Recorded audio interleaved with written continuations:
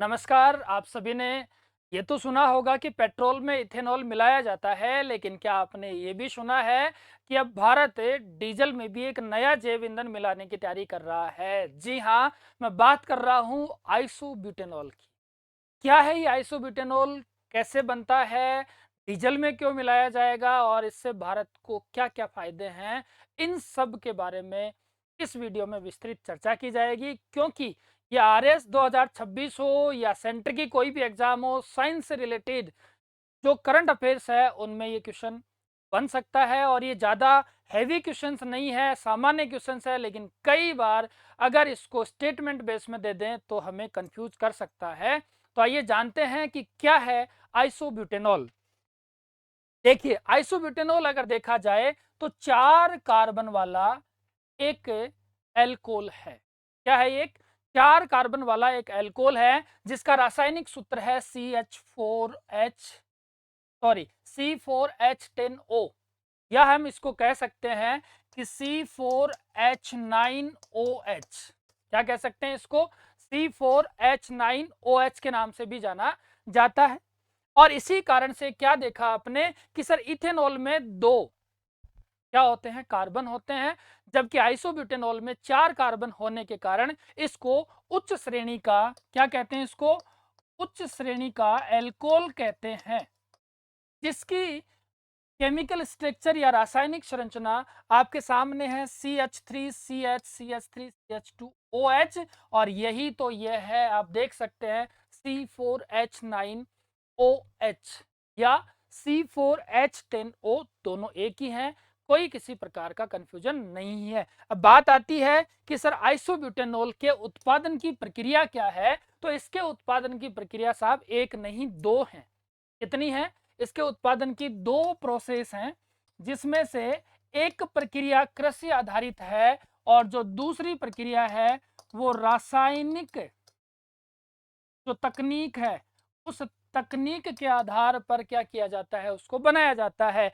क्या होता है कि जो भी कृषि के अपशिष्ट हैं या जो बायोमास हैं, अर्थात मैं ये कहूं कि जो भी कृषि के जितने भी, जिसको तुम कचरा कहते हो, जिसको तुम भूसा कहते हो, कोई भी ऐसी चीज हो जो क्या करे, गैस का निर्माण करे, और इसमें सबसे ज्यादा गन्ने का जो उत्पादन से जुड़ी हुई प्रक्रिया है, उससे क्या किया जा सकता है? आइसोब्यूटेनॉल बनाया जा सकता है। तो इसमें क्या होगा कि सर इन सब का किण्वन किया जाएगा, इन किण्वन से क्या बनेगा? आइसोब्यूटेनॉल बनेगा, अर्थात C4H10O या C4H9OH बनेगा। और उसी को हम किस में मिक्स कर देंगे? डीजल वेल्डिंग, यानी कि डीजल में मिलाने की क्या की जा रही है? अभी कोशिश की जा रही। एक तो हो गया साहब ये। दूसरा क्या है? तो आप देखेंगे कि दूसरा है कि जो भी रासायनिक उत्पादन है या रासायनिक तकनीक है, उसमें पेट्रोकेमिकल उद्योगों की तकनीक का उपयोग किया जाएगा। किसका? पेट्रोकेमिकल जो टेक्नोलॉजी है, उस टेक्नोलॉजी के जितने भी उद्योग होंगे, उन उद्योगों के माध्यम से भी क्या बनाया जा सकता है? आइसोब्यूटेनॉल बनाया जा सकता है। और इसी के कारण से ज्यादा इस पे काम नहीं होगा, क्योंकि भारत एक कृषि प्रधान देश है और इसमें कृषि के अपशिष्ट खूब है, इनका ज्यादा उपयोग लिया जाएगा। अब बात करते हैं इसके आगे कि सर इथेनॉल और आइसोब्यूटेनॉल दोनों एक पेट्रोल में उपयोग किया जा रहा है, और ये अभी डीजल की बात है। तो इथेनॉल में आप देखोगे तो कार्बन कितने हैं? 2 हैं। आइसोब्यूटेनॉल में कार्बन कितने हैं? 4 हैं। 2 कार्बन वाले में अधिक नहीं कहूंगा, कम ऊर्जा की क्षमता रहेगी। इसमें कैपेसिटी कितनी रहेगी? कम रहेगी। इसमें ज्यादा रहेगी। ज्यादा रहने के कारण कौन सी कैटेगरी का? तो आप कहोगे कि उच्च कैटेगरी, यानी कि हाई कैटेगरी का एल्कोहल किसे कहा जाता है? आइसोब्यूटेनॉल को कहा जाता है। अब सबसे बड़ा जो सवाल आता है वो आता है कि सर डीजल में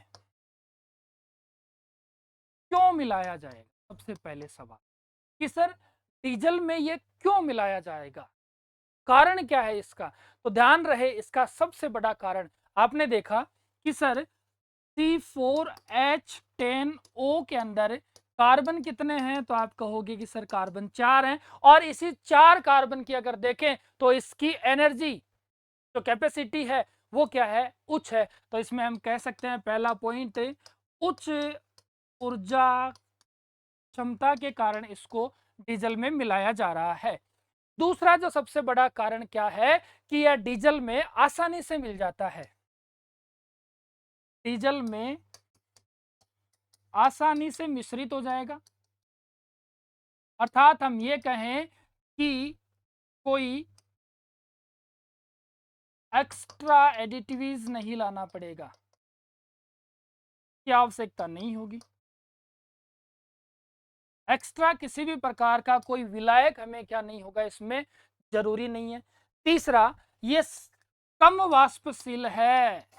जो चीज कम वाष्पशील होगी तो आसानी से नहीं उड़ सकती, क्या नहीं हो सकती, आसानी से नहीं उड़ सकती। और जो चौथी सबसे बड़ी चीज है वो यह है कि यह कम संचारणकारी जिसे अपन बोलते हैं, यानी कि किसी को नुकसान नहीं पहुंचाती है, तो कम संचारणकारी है। और संचारणकारी का मतलब क्या है, ये क्या है, संचारणकारी है। तो संचारणकारी का मतलब क्या है,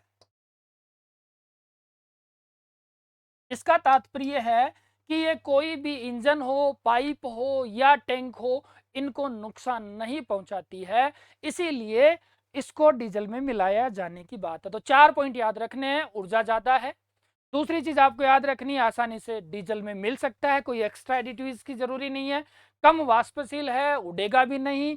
चौथा क्या है कि सर ये कम क्या है, संचारणीय है। ये कह सकते हैं कि सर ये ना तो डीजल को, ना उसकी पाइपलाइन को, ना टैंक को क्या कर सकता है, नुकसान पहुंचाएगा।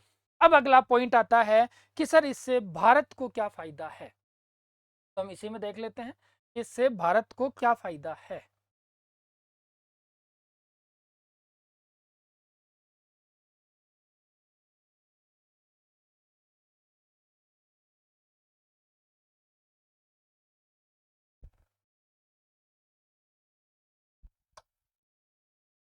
देखते हैं इससे भारत को क्या फायदा।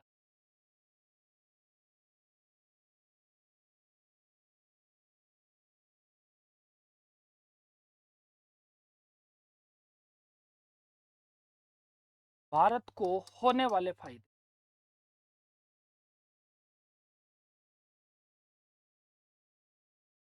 देखिए सबसे पहली चीज, आइसोब्यूटेनॉल बनता किससे, तो आप कहोगे कि आइसोब्यूटेनॉल कृषि से।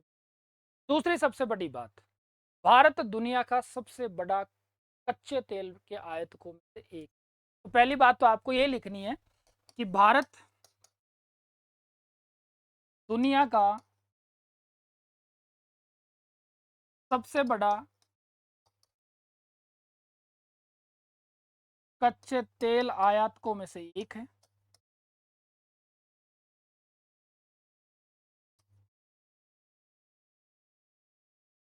जब अगर ये डीजल में मिला दिया जाएगा, क्या, आइसोब्यूटेनॉल को अगर डीजल में मिला दिया जाएगा, तो सीधी सीधी बात है कि तेल आयात में कमी आ जाएगी और इससे ही क्या बचेगी, विदेशी मुद्रा बचेगी। दूसरी चीज है कि कृषि अपशिष्ट जितने भी हैं, कृषि अपशिष्ट जो हैं, उन कृषि अपशिष्टों को क्या होगा, बढ़ावा मिलेगा, यानी कि इनका उपयोग बढ़ेगा। और जब इनका उपयोग बढ़ेगा तो किसान है उसको एक्स्ट्रा इनकम क्या होगी, प्राप्त होगी। और इसके साथ साथ आत्मनिर्भर भारत और हरित ऊर्जा मिशन को क्या मिलेगी, मजबूती मिलेगी। तीसरी चीज, इससे जो होगा वो पर्यावरणीय लाभ होगा।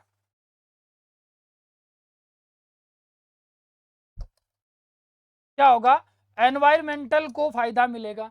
पर्यावरण को लाभ कैसे मिलेगा साहब, क्योंकि पर्यावरणीय लाभ ऐसा है कि जो भी आइसो ब्यूटेनॉल का उपयोग होगा उससे जितनी भी ग्रीन हाउस गैस हैं, उन ग्रीन हाउस गैसों का उत्सर्जन कम होगा। क्यों कम होगा, क्योंकि आइसोब्यूटेनॉल का जब दहन होता है तो बहुत स्वच्छ होता है, जिससे वायु प्रदूषण में कमी होगी, जीवाश्म ईंधनों पर निर्भरता घटेगी। और से ही क्या होगा, एनवायरमेंटल जो कंजर्वेशन है अर्थात पर्यावरण संरक्षण है, उसमें ये अपनी एक बहुत शानदार भूमिका निभा सकता है। तो ये था आइसोब्यूटेनॉल क्या है आइसोब्यूटेनॉल, इसके बारे में चर्चा करी। भारत को इससे क्या फायदा है? भारत को 3 फायदे: तेल आयात में कमी, कृषि के अपशिष्ट पदार्थों को बढ़ावा मिलेगा, यानी कि उनको आसानी से आप क्या कर सकते हो, किण्वन करके आइसोब्यूटेनॉल बना सकते हो, जिससे जैव ईंधन के रूप में काम किया जा सकता है। पर्यावरण को भी क्या मिलेगा, फायदा मिलेगा। आपका एक सबसे बड़ा सवाल ये होगा जो कमेंट में आप उत्तर देंगे कि ग्रीन हाउस गैसें कौन कौन सी हैं, उनका आप कमेंट करें। आई होप आपको ये वीडियो अच्छा लगा होगा। अच्छा लगा हो तो लाइक करें, शेयर करें और कमेंट करें। मिलते हैं नेक्स्ट क्लास में नए टॉपिक के साथ। Thank you.